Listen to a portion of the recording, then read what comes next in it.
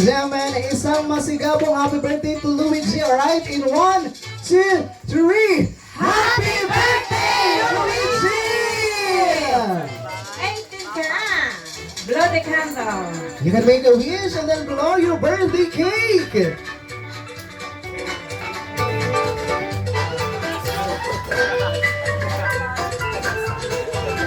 Yan, isang masigabong palakpakan naman dyan to Luigi! So once again, happy birthday, Luigi! 18 ka na. Congratulations! And of course, and now ladies and gentlemen, atin naman pong pakinggan ang message sa atin, a short message ng ating debutant.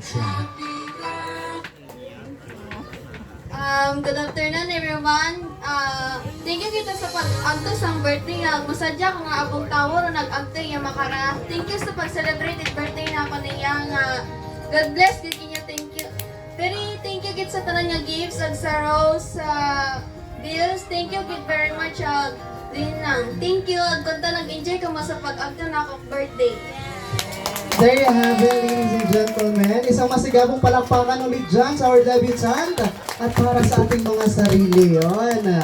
And of course, before we end our program this afternoon, may isa lang akong itatanong sa inyo. Right?